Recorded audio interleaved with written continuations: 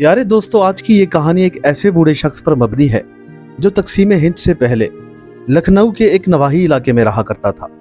ये बूढ़ा शख्स लोगों के घर में रंगो रोगन किया करता था, लेकिन तकसीम हिंदुस्तान के बाद वो शख्स पाकिस्तान में आ बसा था। गालबन ये 1982 की बात है। एक सुबह मैं उठा और नाश्ता करने के बाद जैसे ही अखबार उठाया तो मेरी मिसेज मेरे साथ आकर बैठ गई। अजी सुनते हैं, घर कितना खराब हो रहा है, जरा दीवारों को तो देखें, जगह जगह से प्लस्तर उखड़ रहा है और तकरीबन 4 साल हो गए हैं हमने दीवारों को रोगन ही नहीं किया। आप रोज सुबह सवेरे उठकर सारा दिन अखबार लेकर बैठ जाते हैं, घर के काम क्या मैं करूंगी? मेरी बेगम ने मुंह बसोरते हुए और खा जाने वाली नजरों से मुझे देखते हुए कहा। मैंने हड़बड़ाकर अखबार मेज पर रख दिया और उससे मुखातिब हुआ, अजी क्यों नहीं, इस घर में तो आपका ही हुक्म चलता है। मैं अभी जाता हूँ, कोई ना कोई रंग वाला जरूर पकड़ कर लाऊंगा। ये कहकर मैं अपनी कुर्सी से उठ खड़ा हुआ और घर से बाहर निकल गया। तकरीबन 2-4 गलियां मुड़ने के बाद मैं बाजार के मेन दरे के करीब आ चुका था। इस बाजार की बाईं तरफ सारी रंगो रोगन की दुकानें थीं और इस मार्केट का फासला हमारे घर से तकरीबन 2 फरलांग का था। दुकान पर पहुंचने के बाद मुझे वहां एक बूढ़ा शख्स मिला जो घर की लेपा पोती किया करता था। खैर, मैंने उससे अपने सारे मामला तय किए और उसे घर दिखाने के लिए ले आया। अगले ही रोज वो तकरीबन सुबह 8 बजे मेरे दरवाजे पर मौजूद था। इस बूढ़े शख्स का नाम संतोष था। मैंने जूं ही दरवाजा खोला तो संतोष मेरे सामने खड़ा था। जी तो संतोष, तुम आ गए हो? जी साहब जी, आप घड़ी पर टाइम चेक कर सकते हैं। मैंने आपसे 8 बजे आने का कहा था, सो वादे के मुताबिक मैं पहुंच गया हूं। अब आप बता दें कि सबसे पहले किस कमरे का रंगो रोगन करना है। उसकी ये बात सुनकर मैंने उसे अंदर आने का इशारा किया। जब वो अंदर आ चुका तो मैंने इशारे से उसे कमरे का बता दिया। वो अपना सामान लेकर कमरे में घुस गया और कमरे की चीजें उलट पुलट करने लगा। सामान की खड़खड़ाहट की आवाज सुनकर मैं कमरे में जा घुसा। संतोष, क्या कर रहे हो? अरे साहब जी, आपको पता नहीं कि सामान निकाले बगैर भला मैं कैसे इस कमरे को रंग करूंगा। खैर, हम दोनों ने मिलकर कमरे का फर्नीचर और बाकी मांदा सामान उठाकर बाहर सहन में रख दिया। मैं कमरे से निकलकर सीधा किचन की तरफ गया और उसके लिए चाय ले आया, लेकिन अब तक वो अपना काम शुरू कर चुका था। साहब जी, चाय ले जाएं, मैं काम करने के बाद ही चाय पीता हूँ। अगर अभी ही काम करना छोड़कर मैंने चाय पीना शुरू कर दी तो दोबारा मेरा काम करने को दिल ना करेगा। उसके मुंह से ये बात सुनकर मैं कुछ देर के लिए हक्का बक्का उस सफेदी करने वाले बूढ़े शख्स को देखता रहा। वो वाकई में अपने काम के साथ मुखलिस था। जब उसने कमरे की एक दीवार मुकम्मल कर ली तो दूसरी की तरफ बढ़ा। मेरे कमरे की इस दूसरी दीवार में एक अलमारी लगी हुई थी जिसमें बहुत सारी कहानियां और नावल मौजूद थे। अचानक ही उसकी नज़र एक खौफनाक और पुरअसरार कहानी पर पड़ी। वो यकलख्त मुझसे मुखातिब हुआ, साहब जी, आपको डरावनी कहानियां पढ़ने का भी शौक है? हाँ संतोष, मैं हर तरह की कहानियां पढ़ता हूँ, अफसानवी, रोमानवी और डरावनी भी। मैंने उसे मुस्कुराते हुए जवाब दिया। और तो और मैं डरावनी कहानियां लिखता भी हूँ। मेरी ये बात सुनकर संतोष एक लम्हा हैरत भरी नजरों से मेरी तरफ देखता रहा और फिर मुस्कुराकर दीवार पर ब्रश चलाने लगा। साहब जी, मेरे पास भी एक कहानी है। शायद आपने आज तक ऐसी कहानी न देखी न सुनी होगी। मेरे ख्याल में अगर आप वो कहानी अपनी किताबों में छाप दें तो आपकी किताबें धड़ाधड़ बिकेंगी। मैं उसकी ये बात सुनकर मुस्कुराया। तो ठीक है संतोष, तुम जुमा वाले दिन जुमा नमाज के बाद मेरे घर आ जाना। उस दिन वैसे भी तुम्हें छुट्टी होगी। चलो फुर्सत में बैठकर तुम्हारी कहानी सुनते हैं। ये कहकर मैं कमरे से बाहर निकल आया। संतोष ने पूरा दिन बड़ी मेहनत से काम किया। तकरीबन 2 दिन बाद जुमा था। वादे के मुताबिक संतोष जुमे की नमाज के बाद मेरे घर आ पहुंचा था। चाय वगैरह से फारिग होकर उसने अपनी कहानी कुछ यूं बयान करना शुरू की। साहब जी, मेरे वालिद का नाम रामू था और हम लोग जद्दी पुश्ती सफेदी का काम करते आए हैं। मेरा बाप भी लोगों के घर जाकर सफेदी किया करता था। बाज दफा उसके बहुत से ग्राहक अपने घरों कोठियों में सफेदी और चूने के साथ साथ रंग करा लिया करते थे।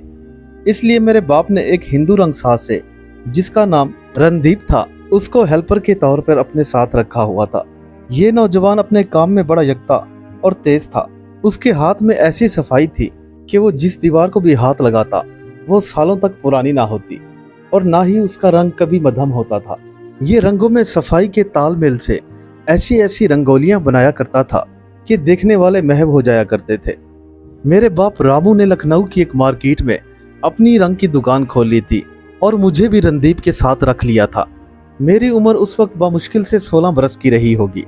फिर यूं हुआ कि एक दिन हमारी दुकान में एक बूढ़ा लरसता और हाँफता हुआ अपनी पुरानी सी साइकिल पर आया।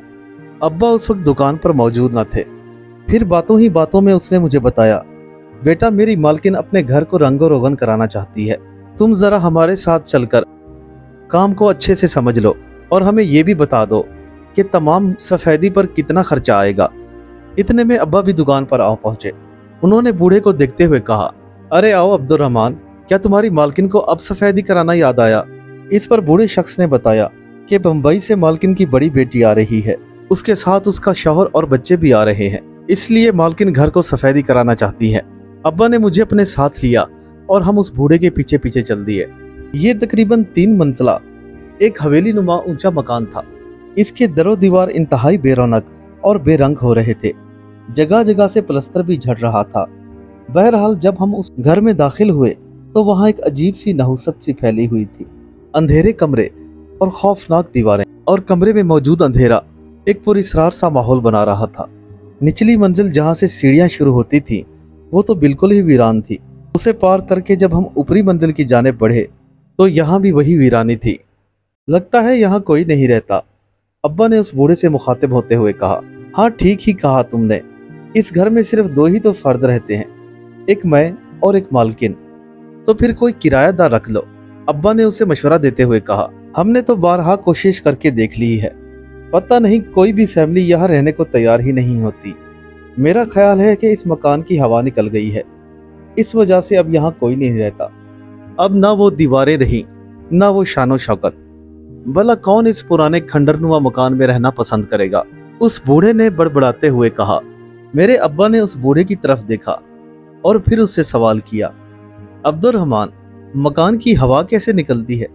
उनके लबों पर मुस्कुराहट थी, मगर उस बूढ़े ने उस बात का कोई जवाब न दिया।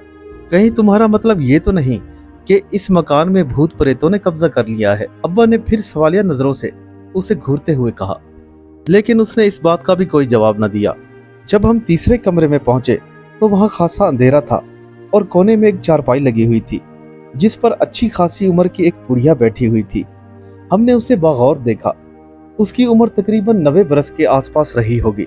सफेद रुई जैसे बाल और झुर्रियोंदार चेहरा ये चीख चीख कर हमें बता रहा था कि इस बूढ़ी ने एक सदी तो जरूर देखी है। अचानक अब्दुर्रहमान उस बूढ़ी से मुखातिब हुआ, मालकिन ये सफेदी करने वाले हैं। ये सुनकर वो बुढ़िया पुरअसरार नजरों से हमारी तरफ देखने लगी। अचानक मेरी नजर दीवार पर पड़ते हुए उसके साए पर जा पड़ी। साए में वो किसी चुड़ैल से कम नजर ना आ रही थी। क्योंकि मेरी उम्र उस वक्त 16 बरस की थी और मैं एक बच्चा ही था, तो मैं ये देखकर घबरा गया और डर कर अपने बाबा का कंधा पकड़ लिया। अब्बा ने हिसाब लगाते हुए उस बुढ़िया को हवेली का तमाम खर्च बताया। अरे भाई, हम किसी का हक नहीं मारते, तुम्हें तुम्हारी पूरी मेहनत मिलेगी, उसने अब्बा की बात काटते हुए कहा। इसके बाद अब्बा मुझसे मुखातिब हुए, बेटा तुम यहीं ठहरो, मैं अभी दुकान से होकर आता हूँ। अब्बा मिजाज के थोड़े सख्त थे, लिहाजा मैं ना चाहते हुए भी कुछ ना कर पाया था। मजबूरन मुझे उस बुढ़िया के पास ही रुकना पड़ा। मैं उस बुढ़िया के पास बैठा रहा और अब्बा के आने का इंतजार करता रहा। वो आते ही बुढ़िया से मुखातिब हुए, आपके काम में कम से कम 1 महीना तो जरूर लगेगा। पहले तो जो प्लस्तर जगह जगह से उखड़ा हुआ है हम उसे ठीक करेंगे, उसके बाद सफेदी होगी। मैंने मिस्त्री और मजदूरों से बात कर ली है, वो कल से ही मुरम्मती का काम शुरू कर देंगे और अगले दिन मैं आकर अपनी सफेदी का काम शुरू कर दूंगा। अब्बा की ये बात सुनकर वो बुढ़िया खुश हो गई थी और अगले ही दिन हमने काम शुरू करा दिया। तीसरे दिन जब मुरम्मतियों का काम खत्म हो गया तो अब्बा ने मुझे और रणदीप को अपने साथ लगा लिया। अचानक एक रोज काम के दौरान अब्बा की सीढ़ी फिसल गई और वो गिर गए। उनकी कमर में जोरदार चोट आई थी। डॉक्टरों ने उन्हें आराम का मशवरा दिया क्योंकि उनकी रीढ़ की हड्डी का एक मोहरा अपनी जगह से खिसक गया था। लिहाजा अब्बा की जगह एक और हिंदू को काम के लिए बुलाया गया। इसका नाम मोहन सिंह था। एक दिन काम के दौरान मोहन सिंह मुझसे मुखातिब हुआ, यार मुझे तो ये बात समझ नहीं आती कि इतने बड़े घर में सिर्फ 2 ही बूढ़े रहते हैं। उसकी बात सुनकर मैं थोड़ा सा मुस्कुराया। चाचा 2 बूढ़े रहे या 4, तुम्हें इससे क्या, तुम अपना काम करो। मेरी ये बात सुनकर वो फिर मुझसे मुखातिब हुआ, बेटा आज काम के दौरान जब तू खाना लेने गया तो ऊपर वाली मंजिल पर मैंने किसी के कदमों की आवाज सुनी। हालांकि ऊपर वाली मंजिल में तो कोई भी नहीं रहता। वो गालबन तीसरी मंजिल की बात कर रहा था। ये सुनकर मैं हंसा। चचा पहले पहले दिन मुझे भी थोड़ा डर लगा था, लेकिन अब्बा ने मुझे समझाया कि ये इंसान का वहम होता है, जिन भूत कुछ नहीं होते। खैर फिर भी रहमान चाचा आ जाए तो आज उससे पूछते हैं कि इस हवेली में क्या राज है। शाम हुई तो हमने अपनी दिहाड़ी का काम खत्म कर लिया और अपने कपड़े पहनकर ब्रश और कुचियों को साफ करने लगे। इतने में अब्दुर्रहमान भी आ गया था। मैंने डरते डरते उससे सवाल किया, चाचा इतने बड़े घर में आप 2 बूढ़े अकेले ही रहते हैं, क्या आपको डर नहीं लगता? क्या ऊपर वाली तीसरी मंजिल में भी कोई रहता है? मैंने सवालिया नजरों से उसकी जानिब देखते हुए कहा। मेरा ये सवाल सुनकर उसके माथने पर शिकने नमूदार हो गईं। बेटा तू अपने काम से कम रख, तुझे हमारी जाती जिंदगी में दखल देने का कोई हक नहीं। और हाँ, मैं तुझे एक नसीहत और भी करता हूँ, कभी किसी कीमत पर भी तू ऊपर वाली मंजिल पर नहीं जाएगा। पहले ये 2 मंजिलों का काम मुकम्मल कर लो। जब तीसरी मंजिल पर जाओगे तो मुझे 2 दिन पहले बतला देना। मुझे उसकी ये पुरस्रार बात समझ ना आई थी। मैंने इस बात में सर हिलाया और हम लोग वहां से वापस दुकान की तरफ बढ़ने लगे। मैं दुकान से सीधा घर आ गया, जबकि मोहन सिंह और रणदीप दुकान पर अब्बा के साथ ही रहे। उन्होंने अब्बा को वो तमाम बात बता दी थी जिसका खदशा मैंने रहमान चाचा से जाहिर किया था। अगले रोज जब मैं दुकान पर पहुंचा तो अब्बा ने मुझे खूब डांट पिलाई। अबे कमबख्त, तीसरी मंजिल पर कोई जिन हो या भूत, तुझे उससे क्या लेना देना? अगर तू कारीगरों के साथ ऐसी बातें करेगा तो हमारा ठेका कैसे मुकम्मल होगा? ये लोग तो डर के ही भाग जाएंगे। अब्बा ने खा जाने वाली नजरों से मेरी तरफ देखते हुए कहा। ठीक अगले ही रोज हमें अपने काम के लिए एक ड्रम की जरूरत थी। मैंने चचा अब्दुर्रहमान को मुखातिब किया, चाचा क्या हमें कोई ड्रम मिल सकता है ताकि हम चूने को भिगो दें? रहमान बाबा ने एक लम्हे के लिए कुछ सोचा और फिर गहरा सा सांस अंदर लेते हुए मुझसे मुखातिब हुए, तुम तीनों मेरे साथ चलो, शायद तीसरी मंजिल पर एक ड्रम पड़ा था। ये कहकर वो तीसरी मंजिल की सीढ़ियां चढ़ने लगे। वो हमारे आगे आगे थे और हम डरते डरते उनके पीछे सीढ़ियां चढ़ रहे थे। जब हम ऊपरी मंजिल की हदूद की आखिरी सीढ़ी पर पहुंचे तो उन्होंने हमें हाथ के इशारे से रोक दिया, ऊपर जरा एहतियात से आना, वो दरअसल छत पर छोटी बीबी रहती हैं। चचा की ये बात सुनकर हम थोड़ा नर्वस हो गए, क्योंकि छोटी बीबी का जिक्र उन्होंने पहले तो ना किया था। हम आराम से सीढ़ियां चढ़ते हुए छत पर जा पहुंचे। हमारे सामने एक निहायत ही दुबली पतली औरत, जो कि शक्ल से काफी हसीन थी, छत पर टहल रही थी। उसकी आंखें मुसलसल गर्दिश कर रही थी, जैसे वो किसी को तलाश कर रही हो। हमने उस पर एक सरसरी निगाह डाली और रहमान चचा के साथ स्टोर के अंदर घुस गए। चचा तो सामान को टटोल रहे थे, लेकिन मैं चोरी चोरी उस औरत की जानिब देख रहा था। वो यकीनन बड़ी पुरस्रार लग रही थी।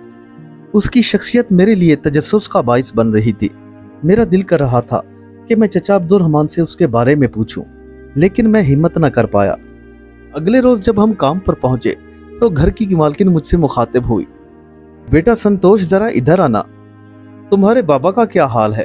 वो इस दिन सीढ़ियों से गिर गए थे, बस अल्लाह माफ करे, इंसान पर कभी इम्तिहान ना आए। बेटा तुम अपने बाप का अच्छे डॉक्टर से इलाज करवाओ, और हाँ खर्चे की फिक्र न करना, खर्चा हम दे देंगे, उस बुढ़िया ने तसल्ली देते हुए मुझे कहा। और अगले ही लम्हे जैसे वो खुद से बातें करने लगी, बेटा हमें माफ करना, हम तो पहले ही जिंदगी के अजाब जैसे इम्तिहान में मुब्तला हैं। मेरी बेटी बरसों से इस घर के कोने में पड़ी हुई है। मैं अपनी बेटी के लिए सेहत और अपने लिए मौत की दुआएं मांग रही हूँ। बस खुदा मेरी बेटी पर रहम फरमाए। दुआ करो मेरी उस बेकसूर बेटी की सजा किसी तरह माफ हो जाए। ये सुनकर जैसे मेरे तो कान ही खड़े हो गए थे। फिर मैंने हिम्मत करके पूछा, आपकी बेटी को किस कसूर की सजा मिली है? मेरे इस सवाल पर उस बूढ़ी अम्मा ने चुप लगा ली थी। अगले ही रोज मेरे अब्बा का इंतकाल हो गया। मेरी तो जैसे जिंदगी में अंधेरा छा गया था। हम लोगों ने काम से छुट्टी कर ली थी और घर में अब्बा की मौत का शोक चल रहा था। इतने में वो बुढ़िया और चाचा अब्दुर्रहमान मोटर गाड़ी में बैठकर हमारे घर आ धमके। वो बुढ़िया आते ही मेरी अम्मा के पांव पड़ गई, हम तुम्हारे खामिद के कातिल हैं।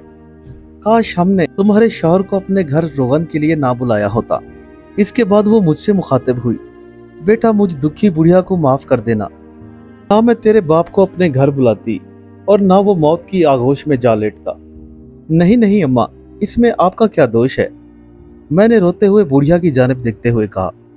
वैसे भी उनकी मौत तो हादसाती तौर पर सीढ़ी फिसलने से हुई है। नहीं बेटा, सच पूछो तो तुम्हारे बाप को एक नादीदा मखलूक ने हमसे दुश्मनी में धक्का दे दिया होगा। उस बूढ़ी अम्मा की बातें सुनकर मुझे किसी भी बात की कोई समझ ना आ रही थी। फिर अचानक मुझे वो तीसरी मंजिल पर मौजूद औरत याद आ गई। मैं उस बुढ़िया से मुखातिब हुआ। मैंने आपके घर की तीसरी मंजिल पर एक परेशान बेहाल औरत को बेचैन देखा था, आखिर वो क्या माजरा है? मालकिन अम्मा मेरा सवाल सुनकर एक ठंडा सांस लेने के बाद बोली, बेटा हमारी घर की खुशियों के कातिल कोई एक नहीं, कई किरदार हैं, लेकिन मैं तुम्हें इस घर की बर्बादी की कहानी अपनी ज़बानी नहीं सुना सकती, क्योंकि उसकी चंद वजूहात हैं। ऐसी कौन सी वजूहात हैं?